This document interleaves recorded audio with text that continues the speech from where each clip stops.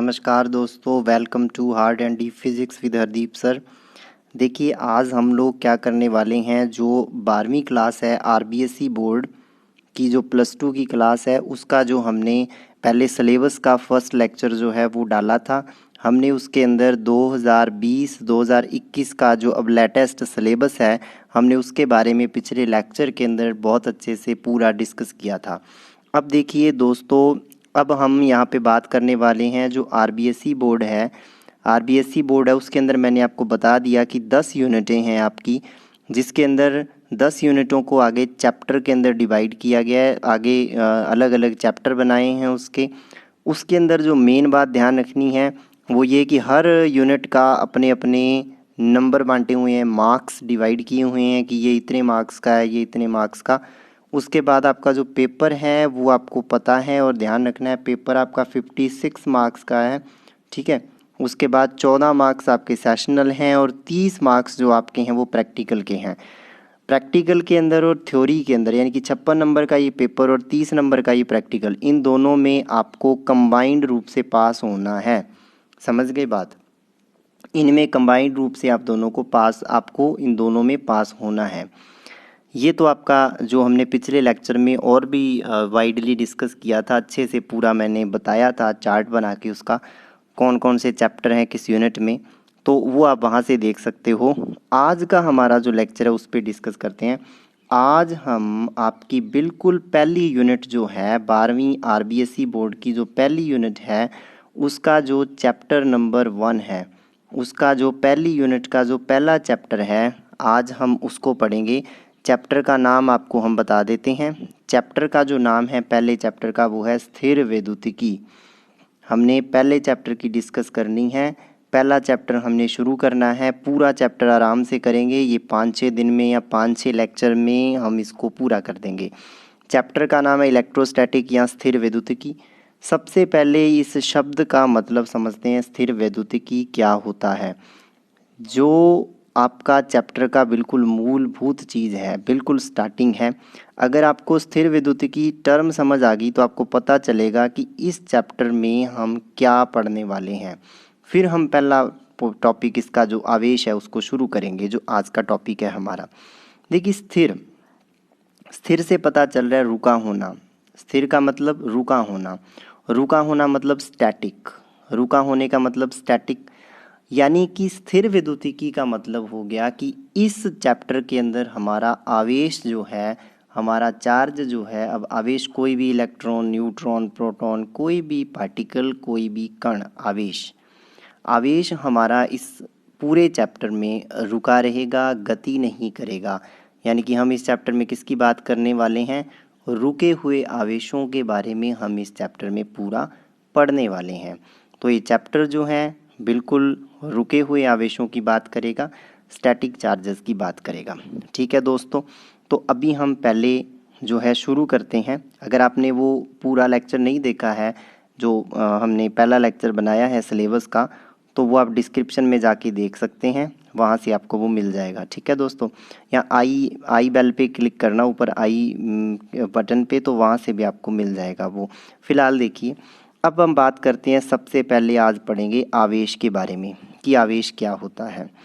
देखिए सीधी सीधी बात करें तो आपको कोई पूछे कि द्रव्यमान क्या चीज़ है, या कोई कहे कि आप सीधा ही कहोगे कोई कितना भारी है, वो उसकी द्रव्यमान की माप, उसके भार की माप हम कह सकते हैं एक तरीके से। भार mg होता है, हालांकि द्रव्यमान m होता है। तो आप सीधा कहोगे, कोई पूछे आपसे कि द्रव्यमान जो होता है वो क्या है, या कोई पूछे कि कोई चीज़ कितनी गर्म है, तो आप उसको ताप से बताओगे, एक गुण। उसी तरीके से विद्युत के गुणों को, विद्युतीय गुणों की माप को आवेश कहते हैं। यानी कि जो विद्युतीय गुण मापेगा कि कोई प्लस है मान लो, तो वो कितना, उसके अंदर विद्युतीय पावर कितनी है। अब कोई आपको सीधा कहे, क्वेश्चन पूछे कि एक तो प्लस का 10 कूलाम है, आवेश का मात्रक क्या होता है? कूलाम होता है। जैसे द्रव्यमान का मात्रक क्या होता है? किलोग्राम, है ना, या ग्राम कह देते हो। समय का मात्रक क्या होता है? आपको पता है, सेकंड होता है ना। उस तरीके से हमारा जो इम्पॉर्टेंट बात है, हमारा जो आवेश होता है उसका मात्रक क्या होता है, कूलाम। यानी कि आवेश को जब मापा जाता है वो कूलाम में मेज़र किया जाता है। इसको किस में मेज़र किया जाता है, कूलाम में मापा जाता है कि 10 कूलाम बा, जैसे आप कहते हो ना 10 किलोग्राम, 12 किलोग्राम, और आप ये कहते हो कि 12 किलोग्राम ज़्यादा होता है 10 किलोग्राम से। वैसे ही जब बात करते हो आवेश की, तो प्लस 12 कूलाम आवेश प्लस 10 कूलाम आवेश से प्लस 12 कूलाम आवेश ज़्यादा होता है। उस तरीके की बात यहाँ पे हो रही है। तो आवेश की विद्युतीय गुण की माप को बताता है कि जितना ज़्यादा जिसका आवेश होगा उसमें विद्युतीय गुण उतने ही ज़्यादा पाए जाएंगे। ठीक है, जैसे माइनस का 10 कूलाम है एक, और एक माइनस का 7 कूलाम है, तो इसमें भी विद्युतीय गुण माइनस के 10 कूलाम में ज़्यादा है माइनस के 7 कूलाम की तुलना में, है ना। हालांकि है वो माइनस का, ठीक है, तो ये हो जाता है। उसके बाद देखिए, ये तो मेन चीज़ होगी कि विद्युतीय गुण की माप ही आवेश होता है और आवेश का मात्रक कूलाम होता है। ठीक है, आवेश का मात्रक कूलाम होता है। अब देखिए कूलाम होता है, लेकिन हम कई जगह यूज़ करेंगे। देखिए हम ऐसे लिखेंगे, इसका मतलब होता है माइक्रो कूलाम। इसका मतलब क्या होता है, माइक्रो कूलाम। अब देखिए माइक्रो कूलाम जो होता है वो क्या होता है, तो माइक्रो कूलाम का मतलब होता है 10 की पावर, माइक्रो का मतलब होता है 10 की पावर माइनस 6 कूलाम। यानी कि ज़ीरो के बाद पॉइंट लगा के आप 5 बार ज़ीरो लगा के फिर आप एक लिखते हो, तो वो आता है 10 की power minus 6 coulomb, micro coulomb. फिर कई जगह आपको मिलेगा लिखा हुआ माइक्रो कूलाम की बजाय एक नैनो कूलाम, क्या, NaNO, नैनो कूलाम। तो नैनो कूलाम का मतलब क्या होगा, 10 की पावर माइनस 9 कूलाम। ठीक है, इस तरीके से होगा। वो चीज़ आपको जैसे जैसे आती जाएगी बताते जाएंगे। तो उसके बाद देखिए आवेश कितने प्रकार के होते हैं, आप अच्छे से जानते हो। 2 प्रकार के आवेश होते हैं, एक होता है धनावेश और एक होता है ऋणावेश। ठीक है बेटा। अब देखिए आपको ये भी बात बहुत अच्छे से पता है कि समान आवेश परस्पर प्रतिकर्षित करते हैं। यानी कि अगर दोनों आवेश हमारे कैसे हैं, अगर दोनों आवेश कैसे हैं हमारे पास, प्लस प्लस हैं, या दोनों आवेश माइनस माइनस हैं, तो प्लस प्लस को क्या करेगा, दूर धकेलेगा। ठीक है, और माइनस माइनस को, माइनस माइनस को क्या करेगा, दूर धकेलेगा। यही डायग्राम हमने बनाए हुए हैं कि प्लस प्लस को क्या कर रहा है, प्रतिकर्षित कर रहा है, और माइनस माइनस को भी प्रतिकर्षित कर रहा है। लेकिन विपरीत आवेश परस्पर आकर्षित करते हैं। मतलब एक प्लस है और एक माइनस है, तो उन दोनों में क्या होगा, आकर्षण होगा। प्लस और माइनस एक दूसरे को क्या करेंगे, आकर्षित करेंगे। लेकिन दोनों प्लस प्लस या दोनों माइनस माइनस प्रतिकर्षित करेंगे। सीधी सी बात याद रख लेना, समान आवेश प्रतिकर्षित करते हैं समान प्रकृति के, और विपरीत प्रकृति के आवेश क्या करते हैं, आकर्षित करते हैं। देखिए कुछ आंकड़े आपको याद रखने हैं, इसके अंदर बहुत इम्पॉर्टेंट है, और ये आपको अपने माइंड में क्लियर पिक्चर इसकी रखनी है। देखिए क्या है अपने पास, इलेक्ट्रॉन का आवेश कितना होता है, -e। देखिए -e लिखने का तरीका है, और इसकी वैल्यू होती है -1.6 गुणा 10 की पावर -19 कूलाम। कूलाम को सी से लिखते ये होती है। यानी कि ये इलेक्ट्रॉन का आवेश होता है इतना। प्रोटॉन का आवेश देखिए, बिल्कुल प्रोटॉन का आवेश भी इतना ही होता है, बस यहाँ प्लस ई हो जाता है, यहाँ प्लस हो जाता है, बिल्कुल सेम होता है। यानी कि इलेक्ट्रॉन और प्रोटॉन का आवेश देख सकते हो यहाँ बिल्कुल एक जैसा है, लेकिन फ़र्क क्या है, ये माइनस में है, ये प्लस में है। इसीलिए हम इस तरीके से, सिंबल क्या होता है इलेक्ट्रॉन के आवेश का, ई सिंबल का। ई का मतलब, ई की वैल्यू कोई पूछे, ई की वैल्यू होती है 1.6 गुणा 10 की पावर -19 कूलाम। बस ये ई की वैल्यू होती है, आपको माइंड में इस वैल्यू को क्लियर रखना है। न्यूट्रॉन उदासीन होते हैं, न्यूट्रॉनों पे जीरो आवेश होता है। न्यूट्रॉनों पे क्या होता है, शून्य आवेश। यानी कि न्यूट्रॉनों पे कोई भी आवेश नहीं होता, न्यूट्रॉनों पे कोई भी आवेश नहीं होता, उन पे शून्य आवेश होता है। अब देखिए ये आपका जनरल कुछ चीज़ें हो गई आवेश के बारे में। तो आवेश के बारे में आपको समझ आ गया होगा सारा अच्छे से, कि विद्युतीय गुण की माप होता है आवेश, इसका मात्रक कूलाम होता है। ये 2 प्रकार के होते हैं, धनावेश और ऋणावेश। अगर दोनों समान प्रकृति के हैं, यानी कि प्लस प्लस और माइनस माइनस, तो दूर भागेंगे, मतलब प्रतिकर्षित करेंगे एक दूसरे को। अगर ये विपरीत प्रकृति के हैं तो ये आकर्षित करेंगे। इलेक्ट्रॉन का आवेश -e होता है और प्रोटॉन का आवेश +e होता है, और e की वैल्यू होती है 1.6 गुणा 10 की पावर -19। ठीक है, और न्यूट्रॉन उदासीन होता है। ठीक है दोस्तों। अब देखिए, अब बात आती है एक एक्सपेरिमेंट की। बहुत ही सिंपल सी बात मैं करूँगा, आपको पहले इस बात को समझ लेना है ताकि ये बात आपके माइंड में फिट हो जाए। दो चीज़ें लेनी है, एक तो कांच की छड़ और एक लेना है रेशम का कपड़ा। ठीक है भाई, यानी कि जैसे यहाँ लिखा है, जब एक कांच की छड़ को रेशम से रगड़ते हैं तो कांच की छड़ से कुछ इलेक्ट्रॉन रेशम के कपड़े पर चले जाते हैं।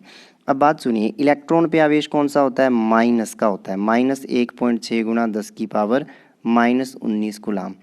यानी कि इलेक्ट्रॉन पे आवेश जो होता है वो ऋणावेश होता है। इसका मतलब अगर किसी भी पदार्थ के ऊपर आके एक इलेक्ट्रॉन बैठ जाता है, यानी कि उससे एक इलेक्ट्रॉन जुड़ता है, किसी मटेरियल से, किसी पदार्थ से एक इलेक्ट्रॉन जुड़ता है, तो उसके साथ वास्तव में क्या जुड़ रहा है? नेगेटिव चार्ज जुड़ रहा है, ऋणावेश जुड़ रहा है। और अगर कोई चीज़ एक इलेक्ट्रॉन को त्यागती है, एक इलेक्ट्रॉन उसकी सतह से उठ के चला जाता है किसी दूसरे के पास, तो जिसने इलेक्ट्रॉन अपने पास से दूर भगा दिया उसके ऊपर प्लस आवेश आ जाता है, क्योंकि इलेक्ट्रॉन जो होता है वो नेगेटिविटी लेके आता है ना, वही चीज़ है। अब देखिए, जब हमने कांच की छड़ को रेशम के कपड़े से रगड़ा तो क्या पता चला कि कांच की छड़ धनावेशित हो जाती है और रेशम का कपड़ा ऋणावेशित हो जाता है। इसका मतलब कांच की छड़ धनावेशित होगी, इसका मतलब कांच की छड़ ने कुछ इलेक्ट्रॉन दे दिए हैं रेशम के कपड़े को, क्योंकि जब एक इलेक्ट्रॉन उठ के कहीं जाता है तो जिसके पास एक इलेक्ट्रॉन जा रहा है उसका आवेश -e बढ़ जाता है। तीर ऊपर की ओर लगाने का मतलब इंक्रीज, बढ़ जाता है। और अगर एक इलेक्ट्रॉन जिसके पास जा रहा है, दोबारा देखिए, जिसके पास इलेक्ट्रॉन जा रहा है, जैसे देखिए ये रेशम की छड़ थी, मैं इसको जस्ट सिंपल बना रहा हूँ, और ये मान लीजिए कपड़ा है, सॉरी रेशम की छड़ नहीं, ये मान लीजिए कांच की छड़ है, और ये आपके पास क्या है? रेशम का कपड़ा है। अब देखिए, जैसे इन दोनों को रगड़ा तो मैंने क्या बोला कि कुछ इलेक्ट्रॉन इससे उठ के इसके ऊपर चले गए, कुछ इलेक्ट्रॉन, यानी कि कुछ ऋणावेश। अगर एक इलेक्ट्रॉन चला गया तो इस पे -e आके बैठ गया, दो चले गए तो इस पे फिर एक -e और आ गया, तीन चले गए तो एक -e और आ गया। अब जितने इधर -e होते जा रहे हैं उतने इधर +e हो जाते हैं, 1 +e, 2 +e, 3 +e, क्योंकि उतना ही आवेश यहाँ से उठ के जा रहा है। एक इलेक्ट्रॉन उठ के जाने का मतलब -e आवेश का उठ के चले जाना। क्यों? क्योंकि कोई भी पदार्थ हो ना बेटा, आपके पास कोई भी पदार्थ हो, उस पदार्थ के अंदर ना वो पदार्थ उदासीन होता है, यानी कि उसमें इलेक्ट्रॉन और प्रोटॉन बराबर होते हैं। अब जो ये थी छड़, इस छड़ में पहले इलेक्ट्रॉन और प्रोटॉन बराबर थे। अब आपको पता है इलेक्ट्रॉन का आवेश -e है, प्रोटॉन का आवेश +e है। अब मैंने क्या बताया कि यहाँ से एक इलेक्ट्रॉन उठ के चला गया, इसका मतलब एक -e उठ के चला गया। पहले इसके अंदर इलेक्ट्रॉन और प्रोटॉन बराबर थे तो जोड़ोगे तो क्या हो जाएगा? कट जाएंगे, कुल आवेश 0 था, क्योंकि जितने इलेक्ट्रॉन उतने ही प्रोटॉन, जितना धन आवेश उतना ही ऋण आवेश, तो 0 आवेश था टोटल इस पे। लेकिन जैसे ही एक इलेक्ट्रॉन उठ के इससे इसके ऊपर गया, समझते जाना बात, जैसे ही एक इलेक्ट्रॉन उठ के यहाँ से वहाँ पर गया तो इससे क्या पता चल गया? मतलब ये हो गया कि एक इलेक्ट्रॉन के जाते ही इसके अंदर एक प्रोटॉन बढ़ गया। अब मान लीजिए पहले इसमें 10 इलेक्ट्रॉन थे और 10 ही प्रोटॉन थे, यानी कि 10 माइनस का 10 ही था और प्लस का 10 ही था।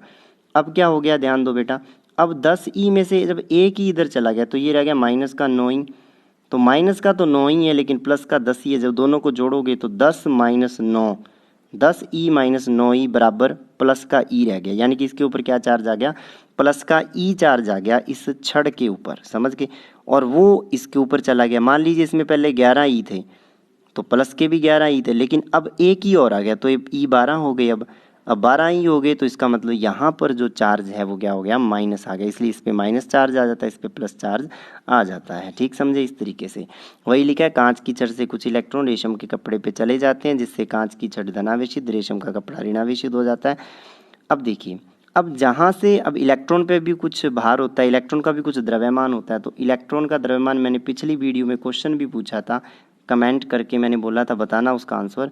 तो अब इसके अंदर भी आप कमेंट करके बताना, इसके अंदर कमेंट करना जिन बच्चों ने नहीं किया था कि इलेक्ट्रॉन का द्रव्यमान कितना होता है किलोग्राम के अंदर। ठीक है, अब इसका मतलब इलेक्ट्रॉन जहाँ से इलेक्ट्रॉन उठ के जा रहा है वो चीज़ तो हल्की हो रही है, क्योंकि वहाँ से एक इलेक्ट्रॉन उठ के चला गया। कुछ उठ के चला जाए कहीं से तो हल्का हो जाएगा वो।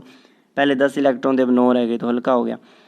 जो इलेक्ट्रॉन ग्रहण करते हैं और जिसके ऊपर जा रहा है उसके ऊपर भार बढ़ गया। जो इलेक्ट्रॉन ग्रहण करते हैं उनका द्रव्यमान बढ़ जाता है, जो इलेक्ट्रॉन त्यागते हैं उनका द्रव्यमान घट जाता है। यानी कि जो इलेक्ट्रॉन ग्रहण करेंगे उनका द्रव्यमान बढ़ जाएगा, जो इलेक्ट्रॉन त्यागेंगे उनका द्रव्यमान घट जाएगा। ये बात यहाँ से बहुत आराम से क्लियर हो जाती है। तो ये पूरा एक्सपेरिमेंट था जो मैंने बताया, ठीक है। तो इस एक्सपेरिमेंट को आपको बहुत अच्छे से लर्न कर लेना है, बहुत ही इम्पॉर्टेंट आपका ये एक्सपेरिमेंट है, ठीक है दोस्तों।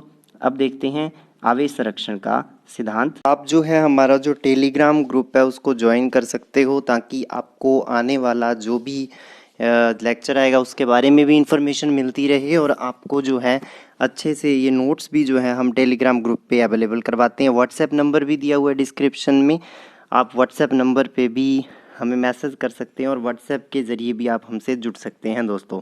तो देखिए आवेश संरक्षण का सिद्धांत, इसके अंदर देखिए आपको इतना ही समझना है कि संरक्षण से मतलब है कि आवेश जो है वो नियत रहता है, और आवेशों का क्वांटीकरण का मतलब है कि आवेश सतत नहीं होता। आवेश कभी पॉइंटों में ऐसे नहीं कह सकते आप कि आवेश की वैल्यू फिक्स होती है, कुछ किसी चीज़ का मल्टीप्लाई में फिक्स होती है, उसके बीच में नहीं होता। यानी कि आवेश जो होता है ना वो Q बराबर NE से दिया जाता है, समझते हैं। आवेश दिया जाता है प्लस माइनस NE।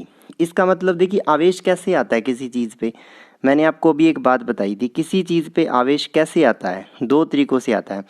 कोई वस्तु है, अगर वो इलेक्ट्रॉन उसके ऊपर जाके बैठ जाए, अगर इलेक्ट्रॉन उसके ऊपर जाके बैठ जाए तो उसका आवेश क्या हो जाता है, माइनस। एक इलेक्ट्रॉन बैठा तो माइनस का E, अगर दो इलेक्ट्रॉन बैठेंगे तो माइनस का 2E, तीन इलेक्ट्रॉन बैठेंगे तो माइनस का 3E, और E मैंने अभी आपको बताया था 1.6 इंटू 10⁻⁻19 कूलाम होता है, यही होगा। और इसी तरीके से अगर किसी वस्तु से मान लीजिए इलेक्ट्रॉन जो है वो यूँ बाहर निकल जाता है, बाहर निकल जाता है तो उसके ऊपर आवेश होगा प्लस E, दो इलेक्ट्रॉन निकलते हैं तो प्लस का 2E, तीन निकलते हैं तो प्लस का 3E। यानी कि जो आवेश जो हो रहा है वो E के साथ गुणा होके आ रहा है। इसका मतलब अगर मैं आपको सीधा बताऊं तो इस चीज़ को माइनस ई, इस चीज़ को मैं NE लिख सकता हूं, है ना।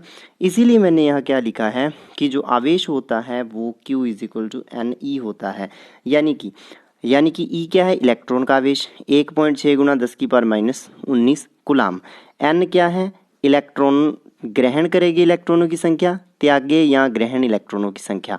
अगर एक इलेक्ट्रॉन कोई ग्रहण करेगा तो उसका आवेश हो जाएगा माइनस का E, है ना। यानी कि यहाँ N क्या हो जाएगा, N को रख दोगे 1, तो प्लस माइनस E, जैसे प्लस माइनस 2E, तो आवेश कैसे हो सकता है, क्लियर बात होगी, ऐसे हो सकता है। प्लस माइनस 0 हो सकता है, plus minus E, plus minus 2E, plus minus 3E, ठीक है। ये इस तरीके से आवेश इसके ऊपर आ सकता है। आसानी से समझ आ गई होगी बात। अब देखिए इसका एग्जाम्पल समझते हैं किस तरीके से होता है। बस इतना ही ध्यान रखना है कि आवेश जो होता है वो इलेक्ट्रॉन के आवेश का पूर्ण गुणज होता है। कहने का मतलब या तो प्लस E होता है या माइनस E होता है। अगर दो इलेक्ट्रॉन कोई त्याग रहा है, अब इलेक्ट्रॉन त्यागने का मतलब माइनस आवेश उठ के चला जाना, तो वो प्लस आवेशित हो जाता है। माइनस का 2E, दो इलेक्ट्रॉन ग्रहण करना, प्लस का 3E, तीन इलेक्ट्रॉन त्यागना, माइनस का 3E, तीन इलेक्ट्रॉन ग्रहण करना, ये होता है। अब देखिए क्वेश्चन यह आता है कि मैग्नीशियम परमाणु दो इलेक्ट्रॉनों का त्याग करता है तो उसका आवेश ज्ञात कीजिए। बहुत अच्छा क्वेश्चन है। देखिए मैग्नीशियम परमाणु दो इलेक्ट्रॉनों का त्याग करता है। अब देखिए जब दो इलेक्ट्रॉन कोई चीज़ त्यागेगा तो त्याग करने पे, इलेक्ट्रॉन त्याग करने पे कौन सा आवेश आएगा, इलेक्ट्रॉन पे होता है E-। एक इलेक्ट्रॉन कोई चीज़, मान लीजिए मैग्नीशियम का परमाणु मैंने बना दिया। अब अगर ये एक इलेक्ट्रॉन बाहर निकाल दे, एक इलेक्ट्रॉन तो E- बाहर गया, तो यहाँ क्या आ गया, प्लस का E आ गया, है ना। एक प्रोटॉन बढ़ गया क्योंकि इलेक्ट्रॉन निकाल दिया। पहले क्या था, प्रोटॉन जितने थे उतने ही न्यूट्रॉन थे। मैग्नीशियम कितने नंबर पे होता है, 12 नंबर पे, ये भी समझ लीजिए मैग्नीशियम 12 नंबर पे है। इसका मतलब मैग्नीशियम के पास 12 ही तो प्लस के E हैं और इसके पास 12 ही माइनस के E हैं। समझ गए बात, 12 ही प्लस के E हैं, 12 ही माइनस के E हैं, 12 ही इसके पास इलेक्ट्रॉन है, 12 ही इसके पास इसके पास 12 ही इलेक्ट्रॉन है, 12 ही प्रोटॉन है। अब एक इलेक्ट्रॉन चला गया बाहर, तो क्या आ गया, Mg के ऊपर आवेश आ गया प्लस का ई। ये कहता 2 इलेक्ट्रॉन त्यागता है, इसका मतलब कितना आ गया, प्लस का 2 ही आवेश आ गया, क्योंकि 2 इलेक्ट्रॉन त्याग दिए तो इलेक्ट्रॉन तो रह गए इसके पास 10 और प्रोटॉन इसके पास 12 ही पड़े हैं, क्योंकि प्रोटॉन तो त्यागे ही नहीं जाते, है ना। इलेक्ट्रॉन कितने त्याग दिए, 2 इलेक्ट्रॉन त्याग दिए। तो जो इलेक्ट्रॉन मैं ये कह रहा हूँ मैग्नीशियम के पास 12 ही इलेक्ट्रॉन हैं इलेक्ट्रॉन का मतलब माइनस के ई हैं, और 12 ही इसके पास प्रोटॉन, पी से लिखता हूँ प्रोटॉन को, प्रोटॉन है, यानी कि 12 ही इसके पास प्रोटॉन का मतलब प्लस के ई भी 12 हैं, यानी कि माइनस के 12 ई और प्लस के 12 ई कट जाते हैं, तो टोटल जो इसके ऊपर चार्ज आ जाता है वो कैंसल होके टोटल चार्ज 0 आ जाता है। लेकिन अब इसने कह दिया 2 इलेक्ट्रॉन त्याग दिए, 2 इलेक्ट्रॉन त्याग दिए बेटा, तो इसके पास अब 10 इलेक्ट्रॉन रह गए, लेकिन 12 प्रोटॉन हो गए। प्रोटॉन को P प्लस से लिखते हैं, तो 12 तो प्लस के ई हैं और माइनस के 10 ई हैं। अब देखिए ये ज़्यादा हो गई ना, चार्ज क्या हो गया, प्लस का 2 ई हो गया, है ना। तो इसीलिए इस पर चार्ज आ गया प्लस का 2 ई। तो वही हमने लिख रखा है कि 2 इलेक्ट्रॉन त्यागेगा तो धनावेशित होगा, तो प्लस का 2 ई हो गया, और ई की वैल्यू आपको पता है 1.6 गुणा 10 की पावर -19, उससे गुणा हो जाएगा, और क्यू आ गया 3.2 गुणा 10 की पावर -2 को गुणा कर दिया 1.6 से, ठीक है, ये आ जाता है। इसी तरीके का क्वेश्चन अगला है, देखिए ध्यान दीजिए। क्वेश्चन में कह रहा है एक छड़ को रगड़ने पर उस पर कितना चार्ज आ जाता है, रगड़ने पर उस पर 8 गुणा 10 की पावर -17 गुलाम ऋण आवेश उत्पन्न होता है, छड़ पर कितने इलेक्ट्रॉन एकत्रित हैं। फॉर्मूला है Q बराबर NE, ठीक है ना, Q बराबर NE। यहाँ N होती है इलेक्ट्रॉनों की संख्या, है ना, और हमसे N पूछिए तो N हो जाएगा Q/E। समझ पा रहे होंगे बात, यानी कि बहुत आसान है कि Q बराबर जब NE है तो N होगा Q/E। Q दे रखा है हमें 8 गुणा 10 की पावर -17 गुलाम, और उसमें डिवाइड कर दीजिए E का 1.6 गुणा 10 की पावर -19, तो इसका डिवाइड कर दीजिए, आपके पास क्या आ जाएगा, N की वैल्यू बहुत ही इजीली मिल जाएगी। तो N क्या आ गया, Q/E आ गया, ठीक है दोस्तों।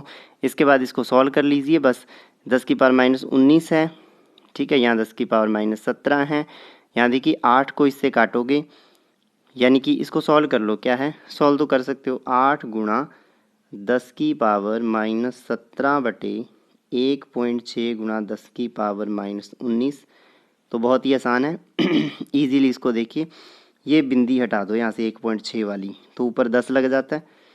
अब 8 से 1 कट जाएगा, 8 दूनी 16, ऊपर 10 है, 2 से 1 कट गया, आ गया 5, 5 दूनी 10, तो ये बच गया 5 गुणा माइनस का 17 और माइनस का 19, यानी कि ये माइनस का 17 हो गया।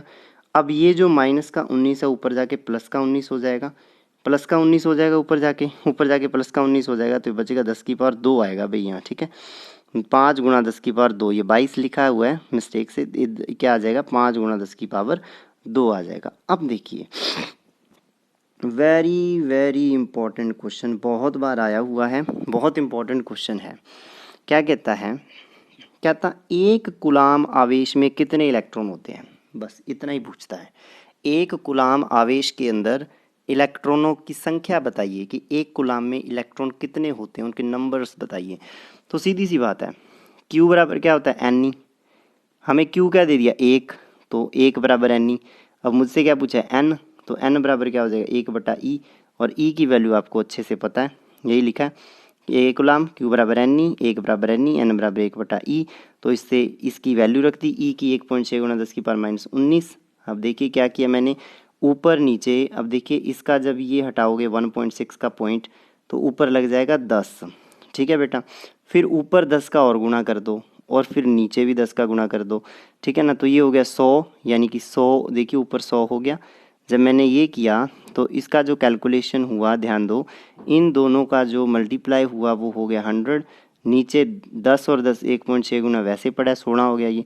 अब देखिए क्या आ जाएगा, यहाँ बचेगा 10 की पावर पे ध्यान दीजिए, 10 की पावर -19 और 10, ये बच गया 10 की पावर -18 बटे में, ऊपर जाके 10 की पावर क्या हो जाएगी, ये ऊपर जाके 10 की पावर प्लस की 18, और 100 में जब 16 का भाग देते हैं तो 16 की 96, 16 की 96, जब 100 के अंदर भाग दोगे 16 का, ये आप निकाल सकते हो, 16 की 96 हो जाता है, फिर 4 बच जाते हैं, फिर कितने पे जाता है, फिर आप पॉइंट लगा दीजिए तो 0 हो जाएगा, फिर क्या आ जाएगा इस तरीके से 16 दूना 32, फिर 8 बचेगा, 16 पंजे 80 करके आपके पास क्या होगा 6.25 गुना 10 की पावर 18, 6.25 गुना 10 की पावर 18 इलेक्ट्रॉन होते हैं एक कूलाम के अंदर। एक कूलाम में कितने इलेक्ट्रॉन होते हैं जूम करके बता दूं, बहुत इंपॉर्टेंट है।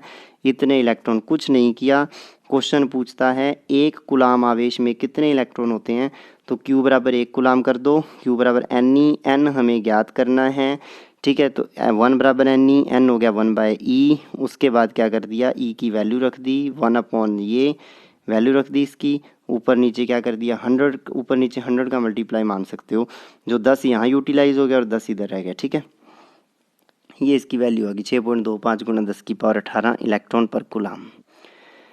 फिर देखिए बच्चों बहुत इंपॉर्टेंट बात है, आवेश के मान पर गति का प्रभाव नहीं पड़ता। Q जो विरामावस्था में होता है, Q विरामावस्था में बराबर होता है Q गतिमान अवस्था में। यानी कि अगर कोई 10 कूलाम का आवेश है, चाहे वो रुका हुआ है, चाहे वो किसी कार में रखा है जो 100 किलोमीटर प्रति घंटा 100 किलोमीटर पर आवर से चल रही है, Q की वैल्यू 10 कूलाम ही रहेगी, चाहे हेलीकॉप्टर में रख दो, चाहे रॉकेट में रख दो, वो 10 कूलाम ही रहेगा। कहने का मतलब उस पर गति का प्रभाव नहीं पड़ता। ये भी आप लोगों को इस चैप्टर में ध्यान रखना है। अब देखिए जो मेन चीज़ हमें आज और स्टडी करनी है, एक द्रव्यमान आपने पढ़ा है और एक होता है विद्युत आवेश। हमने ये अभी स्टडी किया है। दोनों में अंतर क्या है, दोनों एक जैसे नहीं है, आपको पता है ये, है ना। दोनों में डिफरेंस क्या है उसकी हमें बात करनी है। देखिए विद्युत आवेश जो होता है वो आपको क्लियर पता चल गया कि पॉजिटिव हो सकता है, धनात्मक, ऋणात्मक और शून्य हो सकता है, लेकिन द्रव्यमान हमेशा धनात्मक होता है। कभी बोला है आपने -2 किलो चीनी, -10 किलो चीनी, -10 किलो आटा? नहीं बोलते, क्योंकि द्रव्यमान कभी भी नेगेटिव नहीं होता। द्रव्यमान हमेशा क्या होता है, धनात्मक। लेकिन ये क्या होता है, धनात्मक, ऋणात्मक, शून्य। जैसे अब आवेश धनात्मक होता है प्रोटॉन का, +E, जिसको लिखते हो 1.6 गुना 10 की पावर -19। फिर ऋणात्मक होता है यानी कि -E, और शून्य होता है जो न्यूट्रॉन का होता है, न्यूट्रॉन का शून्य होता है, ऋणात्मक इलेक्ट्रॉन का होता है, धनात्मक प्रोटॉन का होता है। तो इस तरीके से आपको पहला पॉइंट क्लियर हो गया। सेकंड पॉइंट देखिए, विद्युत आवेश क्वांटीकृत होता है। हमें पता चल गया कि आवेश क्या होगा, ±NE होगा, मतलब इलेक्ट्रॉन के आवेश के साथ संख्या गुणा होगी। कितनी? 0 गुणा हो सकता है, 1 गुणा हो सकता है, 2, 3, 4। ये नहीं है, कभी भी 1.6 ही नहीं होगा, क्योंकि इलेक्ट्रॉन को तोड़ोगे कैसे? ऐसे तो यानी 1.5 इलेक्ट्रॉन कोई ग्रहण करे या त्यागे, 1.5 इलेक्ट्रॉन ग्रहण और त्यागा नहीं जा सकता। इसीलिए ये पूरा पूर्ण गुणज होता है, 1E 2E इस तरीके से, ठीक है।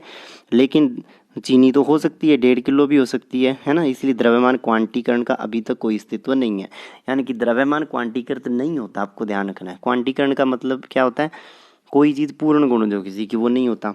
फिर देखिए आवेश वेग पे निर्भर नहीं करता, हम ये भी पढ़ा, लेकिन द्रव्यमान वेग पे निर्भर करता है। ध्यान रखना, वेग जब बढ़ता है तो द्रव्यमान बढ़ सकता है।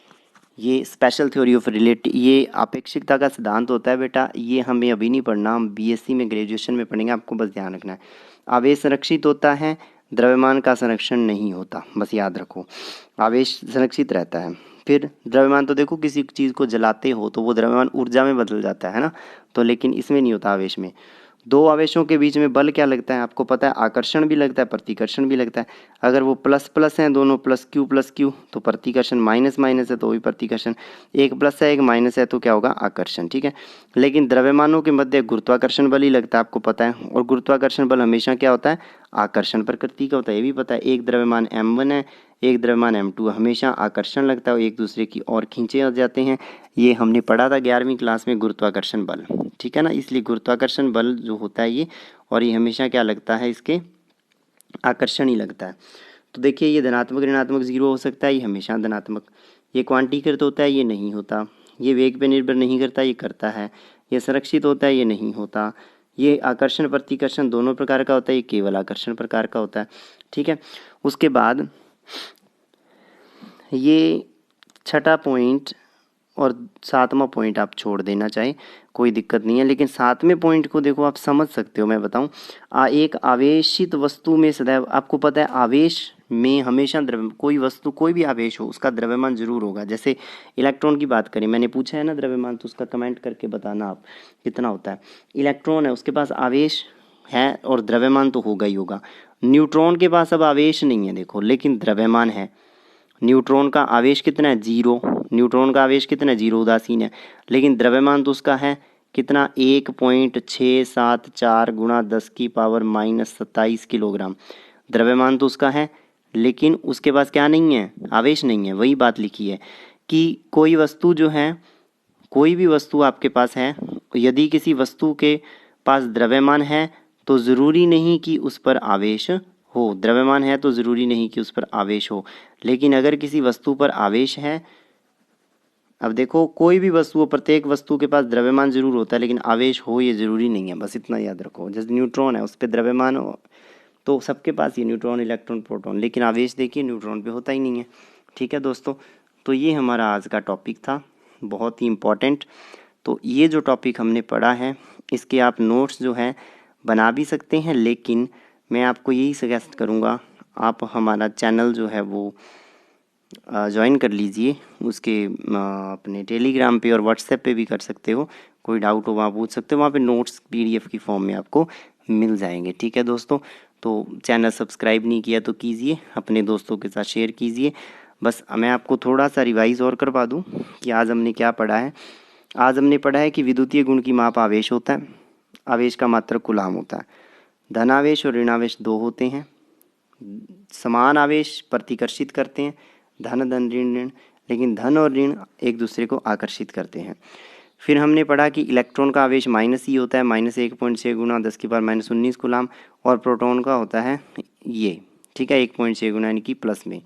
न्यूट्रॉन उदासीन होता है यानी कि 0 आवेश। फिर एक प्रयोग किया था हमने, मोटी मोटी बात बताई, कांच की छड़ ली, रेशम को उसके ऊपर रगड़ा, तो क्या किया था, कांच की छड़ से इलेक्ट्रॉन उठ के रेशम के कपड़े पे चले गए थे। इसका मतलब इलेक्ट्रॉन किसने दिए? कांच की छड़ ने, तो वो धनात्मक होगी, और इलेक्ट्रॉन जिसने लिए वो ऋणात्मक हो गया। ठीक है, फिर जो इलेक्ट्रॉन लेता है उसके ऊपर भार बढ़ जाता है, यानी कि उसके ऊपर जाके इलेक्ट्रॉन बैठ के उसका द्रव्यमान बढ़ जाता है, और जो इलेक्ट्रॉन त्यागता है उसका द्रव्यमान घट जाता है। फिर क्वांटीकरण हमने बोला, आवेश जो होता है वो पूरा पूरा क्या होता है? +-Ne, मतलब इलेक्ट्रॉन के रूप में ही आवेश जाता है। अब 1 इलेक्ट्रॉन जाएगा, 2 जाएगा, आधा पचदा इलेक्ट्रॉन नहीं जाता। इसलिए कभी भी आवेश जो होता है किसी वस्तु पे, यहाँ तो +E, +-E, +-2E प्लस ऐसे होता है ना। एग्जाम्पल किया, मैग्नीशियम 2 इलेक्ट्रॉन देता है तो आपको पता है +2 ही आवेश हो जाएगा। फिर ये 2 एग्जाम्पल की, अच्छे से इनको पढ़ लेना, कर लेना। ये क्वेश्चन बहुत इंपॉर्टेंट था कि 1 कूलाम आवेश में कितने इलेक्ट्रॉन होते हैं। तो क्लियर सी बात है कि Q 1 कूलाम है तो 1 रख दिया, Q बराबर Ne में 1 बराबर Ne, N बराबर 1/E, E की वैल्यू आपको पता ही होती है। यहाँ से ऊपर नीचे 100 का मल्टीप्लाई कर दिया, 16 का 100 में भाग दिया, 6.25 आ गया। यहाँ 10 का मल्टीप्लाई तो -18, ऊपर जाके +18 हो गया। ठीक है, आवेश के ऊपर गति का प्रभाव नहीं पड़ता। फिर यहाँ पे कंपैरिजन किया था हमने, देख सकते हो आप बहुत अच्छे से। धन ऋण शून्य कुछ भी हो सकता है आवेश तो, लेकिन द्रव्यमान धन ही होता है हमेशा। क्वांटीकृत होता है? नहीं होता। वेग पे निर्भर नहीं करता, द्रव्यमान करता है। ये संरक्षित होता है? ये नहीं होता। ठीक है, ये सब, ये आकर्षण प्रतिकर्षण दोनों प्रकार का होता है, केवल आकर्षण होता है। और ये किसी वस्तु के पास आवेश हो जरूरी नहीं है, लेकिन हर वस्तु के पास द्रव्यमान जरूर होता है। तो दोस्तों, ये आज का आपका लेक्चर था। बहुत बहुत आपका धन्यवाद।